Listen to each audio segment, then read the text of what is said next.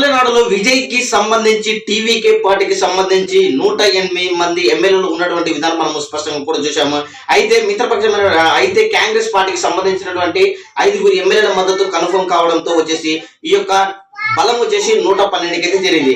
అంటే మినిమము తమిళనాడులో ప్రభుత్వం ఏర్పాటు చేయాలంటే కంపల్సరీగా 118 ఎమ్మెల్యేల మద్దతు కావాల్సి ఉంటుంది. అయితే లెఫ్ట్ పార్టీలకు సంబంధించి కూడా కొన్ని పార్టీలకు సంబంధించిన కొన్ని ఎమ్మెల్యేలు అయితే టీవీకే పార్టీకి అయితే మేము మద్దతు ఇవ్వట్లేదు అనేది కూడా కార్యక్రమంగా చెప్పేశాయి. అయితే కంపల్సరీగా అక్కడ ప్రభుత్వం ఏర్పాటు చేయాలంటే విజయ్ గారి ప్రభుత్వం వచ్చేసి 118 ఎమ్మెల్యేలు కంపల్సరీ కావాల్సినటువంటి అవసరం ఎంతైనా ఉంటుంది.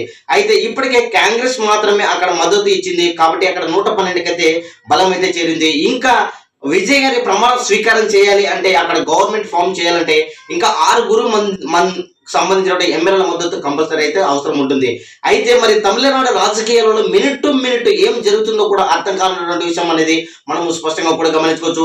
అయితే ఈ రోజు గవర్నర్ ని కలిసినటువంటి సందర్భంలో కూడా విజయ్ గారు కేవలం 112 మంది ఎమ్మెల్యేల మద్దతు మాత్రమే బలం మాత్రమే చూపించాడు అనేది మనకు స్పష్టంగా కూడా గమనించుకోవచ్చు.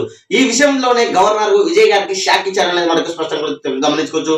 కంపల్సరీగా 118 ఎమ్మెల్యేల మద్దతు ఉంటేనే గవర్నమెంట్ ఫామ్ చేయడానికి అవకాశం ఉంటుంది అనేది ఆయన కరెక్ట్గా చెప్పేశారు. అయితే మొత్తానికైతే ఇప్పుడు జరుగుతున్నటువంటి ఈ రాజకీయ పరిణామాలు మనం గమనిస్తే మటుకు తమిళనాడులో బీజేపీ ఒక మళ్ళా మాస్టర్ బిగ్ ప్లాన్ వేయబోతుంది అనేది అయితే చాలా మంది సోషల్ మీడియాలో వైరల్ అవుతున్నటువంటి విధానం మనము స్పష్టంగా కూడా గమనించుకోవచ్చు అనమాట.